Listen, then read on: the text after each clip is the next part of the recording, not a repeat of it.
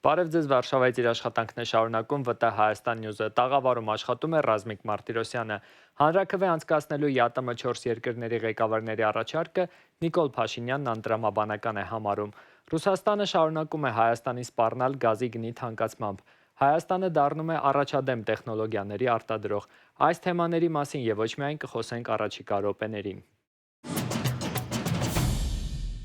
Քանի դեռ Հայաստանը չի դիմել Եվրամիության անդամագրվելու համար, հանրաքվե անցկացնելն անտրամաբանական է։ Այսպես է արձագանքել Նիկոլ Փաշինյանը ԵԱՏՄ 4 երկրների ղեկավարների հայտարարությանը, որով առաջարկում էին Հայաստանում հանրաքվե անցկացնել։ Եվրասիական տնտեսական միության մեջ մենք աշխատում ենք եւ շարունակելու ենք աշխատել մինչեւ այն պահը, երբ այլևս ընտրություն կատարելը Եվրամիության եւ Եվրասիական տնտեսական միության միջև կլինի անխուսափելի։ Իսկ որոշումը բնականաբար պետք է կայացնի Հայաստանի Հանրապետության ժողովուրդը հանրաքվեով, որ պահին տեղի կունենա այդ հանրաքվեն, սա էլ է շատ էական հարց, համենայն դեպս մինչև այն պահը, երբ Հայաստանը չի դիմել պաշտոնապես Եվրամիությանը, Եվրոպական միությանը անդամագրվելու համար կամ Եվրամիության անդամության տեխնացուի կարգավիճակին շատ մոտ չէ, որևէ հանրաքվե անելը անտրամաբանական է, ինչու, որովհետև ըստ էության հիմնավորումը չկա, այսինքն բալանսը ձևավորված չի, որպեսզի մենք ժողովրդին կարողանանք ընտրություն ներկայացնել այս ճանապարհով գնալ, թե մյուս ճանապարհով, այսինքն այսօր այդ ընտրությունը տեսական է եւ տեսական ընտրությունը հանրաքվեի դնել է իհարկե այնքան էլ խելամիտ եւ ճիշտ չէ եւ հիմնավորված չէ։ Հետևաբար մենք կշարունակենք հանգիստ հանդարտ առանց նյարդի, առանց վիճաբանությունների աշխատել Եվրասիական տնտեսական միությունում եւ ես համոզված եմ, որ մենք այս ուղղությամբ դեռ պոտենցիալ ունենք, որը առաջիկայում կօգտագործենք։ Հայաստանում ռուսականից բացի այլ գազ երբեք չի լինի, իսկ Եվրոպան նախկինի պես ռուսական գազ է ստանում։ Ռուսաստանի փոխվարչապետ Օվերչուկն է հայտարարել։ Մենք շատ լավ գիտենք իրավիճակը գազի շուկայում, այնտեղ այլ գազ բացի ռուսաստանյանից երբեք չի լինի։ Ամբողջ հարցը միայն այն է, որտեղից Հայաստանը կստանա ռուսաստանյան գազը եւ ինչ միջնորդների կվճարի։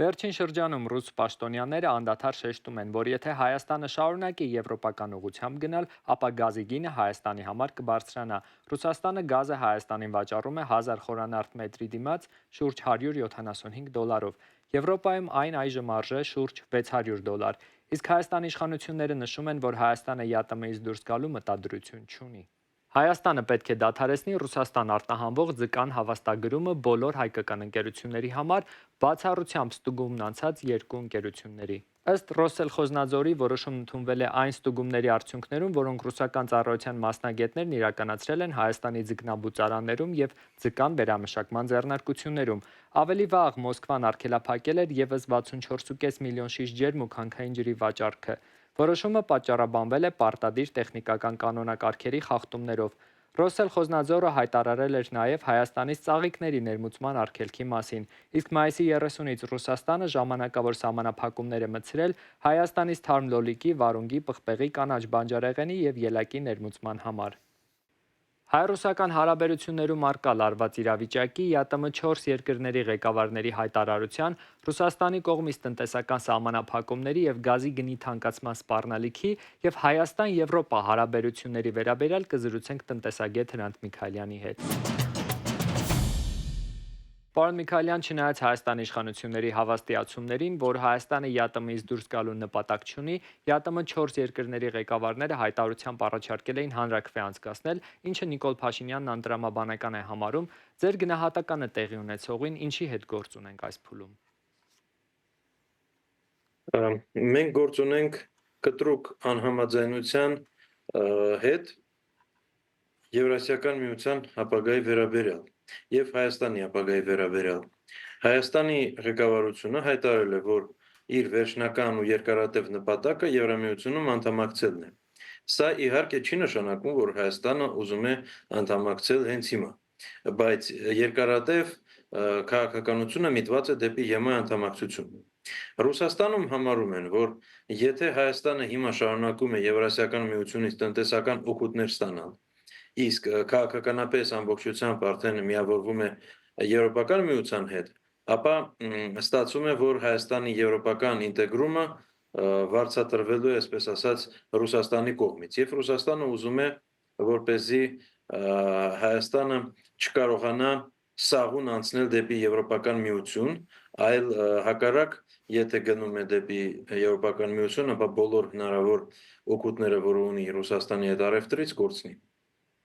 Ռուսաստանը շարունակում է զգուշացնել գազի գնի հնարավոր թանկացման մասին։ Այս պահին սահմանափակվել են նաև Հայաստանից Ռուսաստան բանջարեղենի մի շարք տեսակների ներմուծումները տարբեր պատճառաբանություններով, նույնը հանքային ջրի, ալկոհոլային խմիչքների ոլորտում է։ Հայաստանի տնտեսության վրա սա ինչ ազդեցություն կունենա եւ որքանով է այս պահին այլընտրանքային շուկաներ առաջարկվում Հայաստանին տարբեր երկրների կողմից։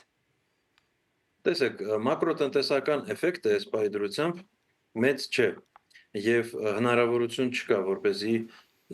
օրինակ այս գործողությունների արդյունքում Հայաստանի տնտեսությունը սկսի փլուզվել։ Բայց միաժամանակ տնային տնտեսությունների վրա ազդեցությունը արդեն բացասական է։ Բացասական է ազդեցությունը փոքր բիզնեսի համար, միջին բիզնեսի համար եւ ինքնազբաղվածների համար, հատկապես գյուղատնտեսական ոլորտի համար եւ վերամշակող ոլորտի համար։ Եվ այսպիսով մենք կարող ենք փաստել, որ ազդեցությունը կա, բայց տնտեսական աճի տոկոսների վրա այս պայծությամբ դեռ չի արտահայտվում։ Իսկ նախարարի ասածը, որ կարող ենք պարզապես ներսում իրացնել այդ արտադրանքը։ Տեսեք, գյուղատնտեսական արտադրանքի, որը հիմնականում վաճառվում է Ռուսաստանում, մոտավորապես 80%-ը այդ տեսակների վաճառվում է Հայաստանում հայկական շուկայում, 20%-ը արտահանվում է։ Այսպիսով կարելի է ասել, որ այդքան մեծ չի կշիռը, բայց իրականում 20%-ը բավականին մեծ կշիռ է, որովհետև դա թույլ է տալիս տնտեսվարողներին, որպեսզի իրանք ոնց որ պատշաճ շրջանառություն ունենան, բացի այդ արտերկրում վաճառվում է այդ նույն ապրանքը մոտ 3 անգամ ավելի թանկ եւ այսպիսով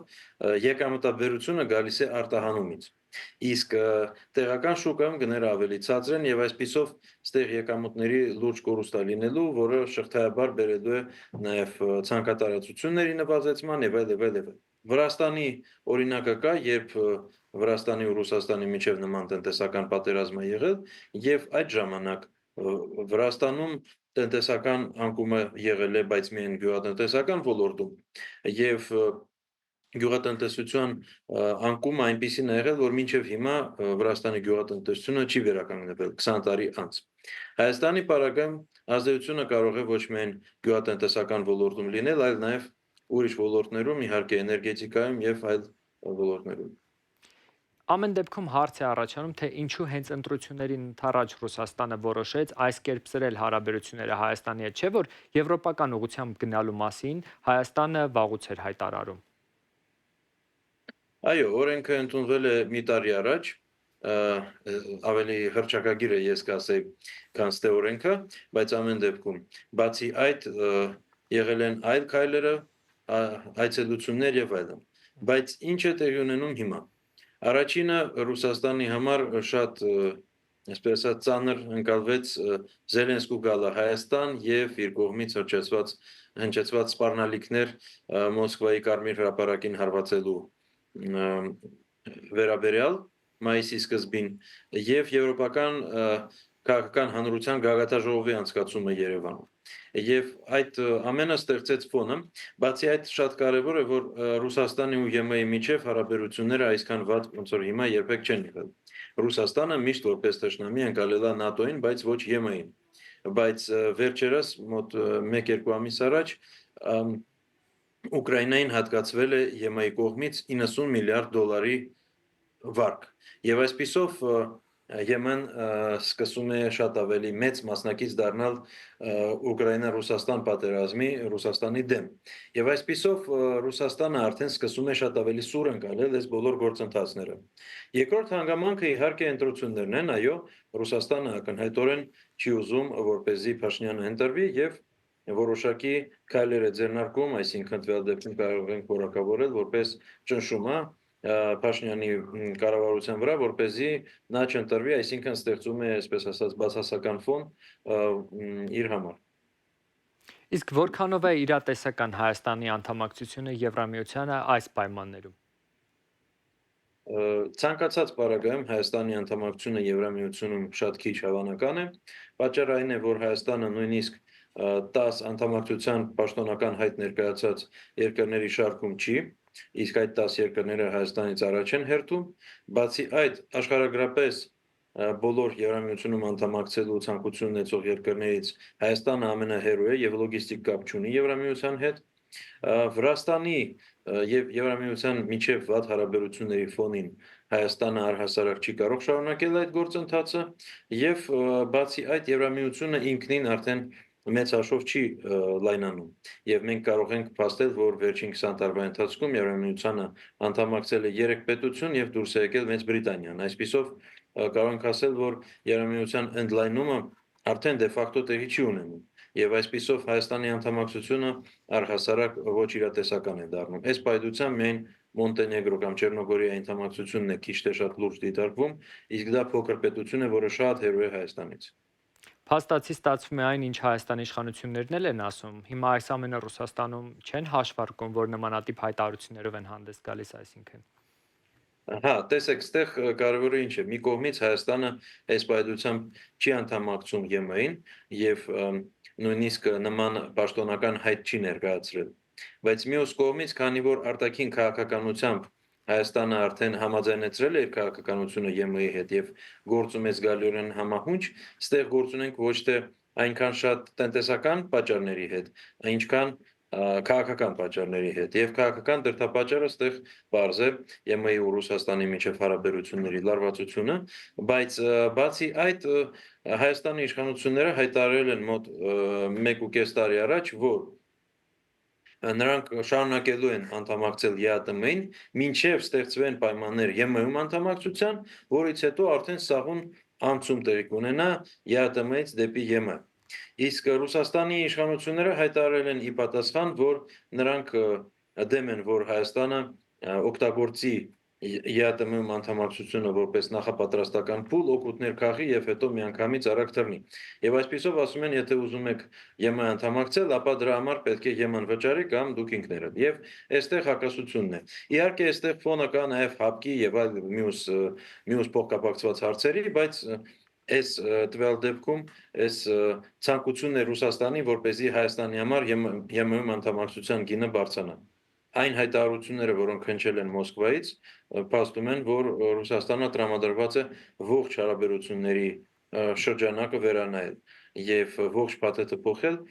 իսկ սա կարող է բավականին հեռու գնալ ընդհուպ մինչեւ Ռուսաստանից հայ միգրանտներին արտաքսելու, այսինքն համենայն դեպս նրանց համար աշխատանքի իրավունքի չեղարկումը եւ այլն։